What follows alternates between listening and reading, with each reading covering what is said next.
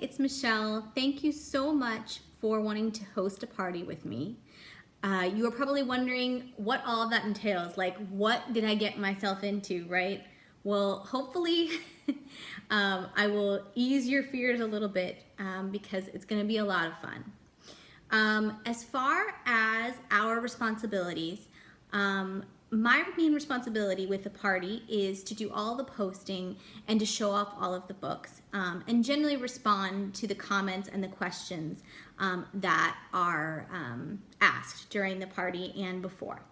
Your main responsibility is, as the hostess, is to invite your friends and be involved and have fun, which is a pretty easy task, I think. But what exactly does that mean?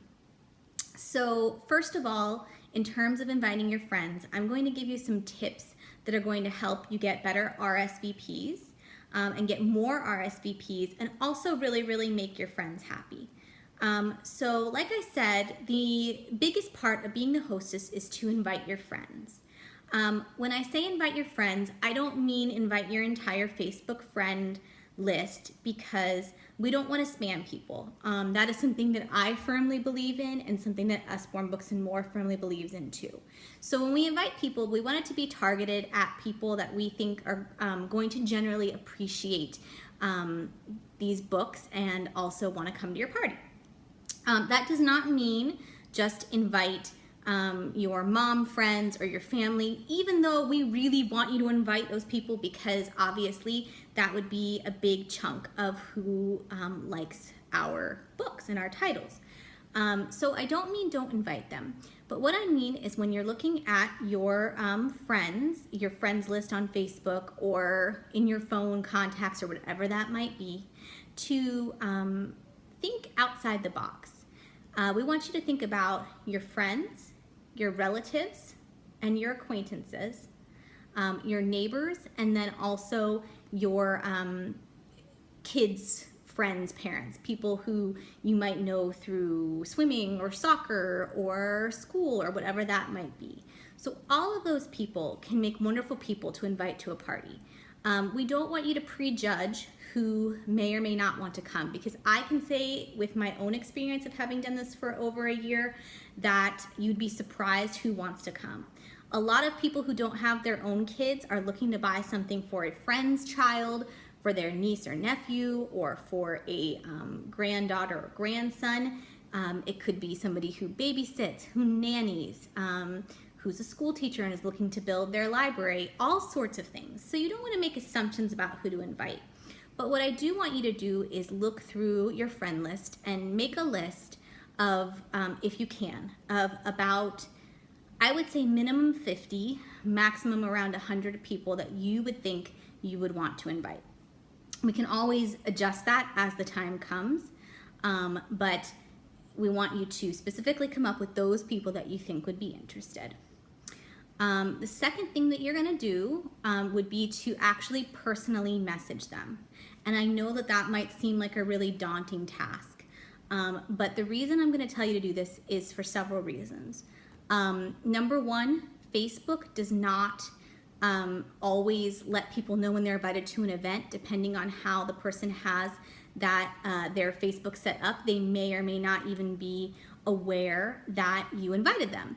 So when you go to your invited list, you'll see who's seen it and who hasn't, and there's always a big chunk of people who haven't seen it. It's not because they're all ignoring your invite, it's because a lot of them probably don't even know they were invited.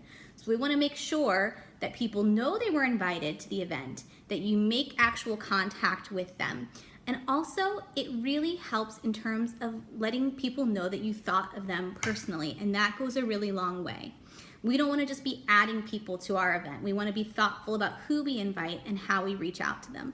So I can give you some words to use for that, but what we really want is just something simple like, hi Amy, I really loved seeing these pictures of your boys. They're getting so big, something personal.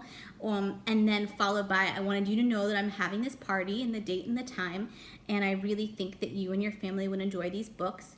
Maybe something about why you like them. And then, would you like to attend? And you can message them all. I promise you can copy and paste the bulk so you don't have to make it, you know, too much work for you.